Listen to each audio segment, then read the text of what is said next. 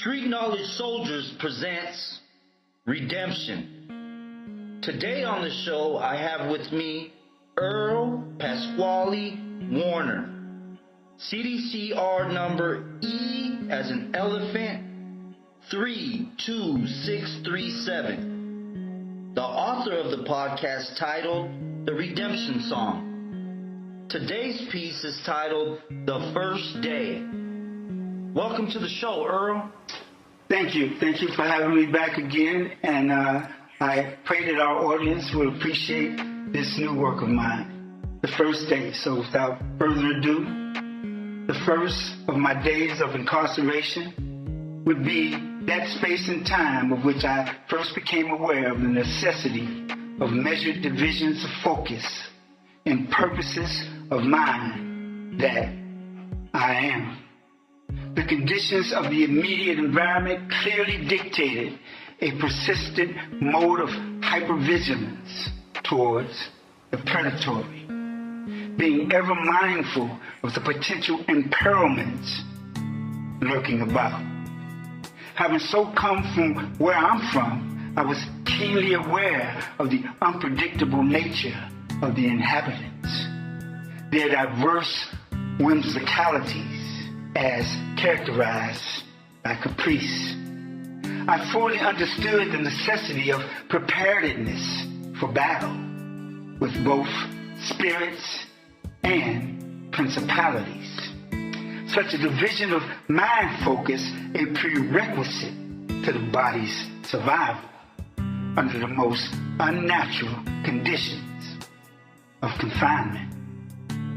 The investment of an adequate measure of such life force energies demands a surplus, a substantial wealth of such, and a significant development in art form.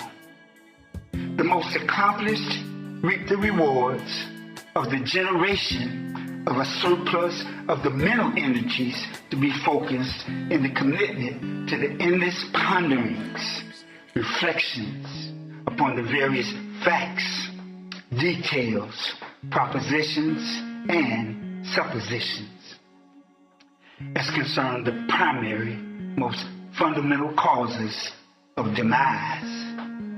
In this hellified living experience, in worlds manifest of man's ingenious plan to eliminate crime through punishment, to purify the fruits of a corrupted seed by processes of corruption, and by the light existing only in the shadows of darkness, permeating in obscurities of those land-filled spaces so strategically selected for the constructions of correctional institutions. The products of the political resolutions, traditional, retributional, and profitable by design. Yes, that most inhumane of human capitalist chattel assembly lines, inclining unto the formidable power of being unionized. What to do here in finding my way, except the seeking out of the penetrating light within each passing day. Sore my knees for the much I pray. God's truth be my faithful guide. While even my despair should prudence dictate, I must not dare to share in order to avoid the fate of a dastardly snare of any weakness of character it might bear. And so the focus of that very first day inclined such a mind to make the prowling and stalking of the gardens and territories of my soul's heart and mind, observing the grand panorama of events in the surround for the gaining of those measures of light contained within their truths, realizing that some things are meant, some things are sent, and life contains only one lane, straight ahead. No bounds, no doubts, no contradictions. And while contemplating the mechanics of some multi-million-dollar processes, the first day is the next, and each to come, so remain likened to the same. Misplace the blame and find yourself lost in the wilderness of gross, stagnant despair. Ask not whether such a life of incarceration be fair, and beware of those whom find reason to care. Survival be the primary rule, that remaining standing through the processes of being in and not of. The world of many shadows, the world of many gallows, where death wears many faces of life. So, my dear Lord, let us pray the day of our final liberation, when the trials and tribulations prove us love. Now that is a powerful rendition of a very depictive, philosophical delivery of the first day of incarceration.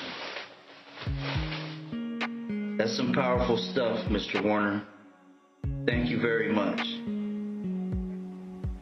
I like to say you created it because we go to a class together, Words Uncaged. So this is a shout out to Ray. This is a shout out to Words Uncaged. We're putting a play together over there, and everyone's supposed to write monologues, and we're going to depict from each and every one of us who's participating in this play what it was like for us on our very first day of incarceration. And when you read that to me, I said, that's the first day. It's very powerful, and I'm honored that you shared it with Redemption so we could put it on the air. I'd like to open the floor before we cut out to ask you, what does this piece mean to you, Earl? Well, I must say that this piece I intended to exemplify for our audience what it is to find yourself under conditions where your overall focus, which is to understand how you landed here and what your mistakes are and what the wrong aspects of your mentality are, and how you came to be here should be your focus, where conditions force you to split that mind and to continuously use part of your mind on the focus of the survival of your body, because no day is guaranteed behind these walls. And I think it's important that the audience and the people of the world realize that it's a struggle to survive from day to day, in a prison environment. It really is. I've been here 23 years. Earl, you've been here how long? This will be my 25th year. And every day is a survival. Every day brings its own elements of chaos.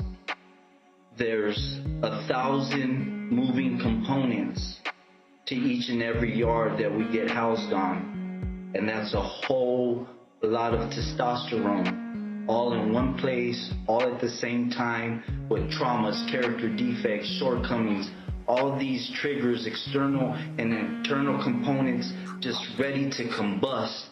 So when you express this, it was like Edgar Allan Poe came and spent his first day in prison because it was delivered so eloquently. It was a masterpiece, and now it's going to be displayed on S.K.S. Redemption. And there'll be many that say, an eye for an eye, a tooth for a tooth, let him rot, hang him, electrocute him, execute him, put a needle in his arm, lock him up and throw away the key. But that doesn't correct anything. That doesn't rectify. It only leaves in vain the damage that was caused, to not let it rehabilitate and recover from the illness, the damage caused for whatever reason the trauma was what it was. It's to put a number on us and take away our face, take away our feelings, our emotions, to make it easy for someone to say, give them life. You say you call me innocent to proven guilty, but you sit in a box as a juror to say you're guilty till you prove me innocent, or I'll find you guilty and throw you away like a key because you took me away from my family and my employment. And I didn't get paid for this, to sit in a box to listen to all this victimization on the alleged crime. It's powerful. It's a lot. It's a lot for the mental health. I believe in mental health awareness, and I believe in CBT and DBT and all these facets. So when I heard you spit this, I said to myself, now that's game. That's real game. That's real street knowledge. And you really are a street knowledge soldier. I even told you, you're a complex individual. And for that reason, many don't even understand you. But your vision and your grasp on the elements of life, the way you display with your words is beautiful, Earl. And I'm honored to call you friend. This is the second joint I've been in with you. And they say if it leaves and comes back, it's meant to be. So our work product is now here for our listeners to dissect, to study, to love, enjoy, even to ridicule, and to tell us to put it where the sun don't shine, and that's okay. Because everyone got that freedom of speech. And because we did do some wrongs, some people feel the way they feel about us. But I want to create a movement that gives us humanity and gives us a voice to try to break the chains that make people hurt people, because hurt people hurt people. And we once hurt people, but we are the prime example of where you'll end up. And we're trying to tell you, fix your stuff. Get your shit right so you don't end up in this box and in this cage and in that description of what your first day could be like if you mess up and end up behind the walls of incarceration. So I'd like you, Earl, to tell our listeners anything you'd like to say before we cut out. Thank you. I appreciate that very much. And most of all, I would like to say to the audience that we celebrate you. We celebrate that you appreciate the potential that exists amongst the men that are incarcerated throughout the world, and that you're caring enough to pay enough attention to weigh out the substance that stands, the substance that evolves here in prison through reflection. I mean, each day is a trial, and each day is filled with tribulations, but each day that we conquer, each day that we survive is a means and an opportunity for personal growth and development. Most times, most people that are out there in the world don't have the time to reflect and to ponder on these things long enough. So I would like to say to the audience that this is just the beginning here with Street Knowledge Soldiers, and that they're welcome, and I invite any audience member to have any questions or like to share any life experiences that I might reflect on and ponder, and that we might continue to share insights and foresights and things of that nature, to write or to contact me through gettingout.com, send me a text message, or ask me any questions you like, and know that I would very much appreciate the connection and the development of friendships that might last forever. And I salute that, Earl. And from Street Knowledge Soldiers Redemption, this was the first day.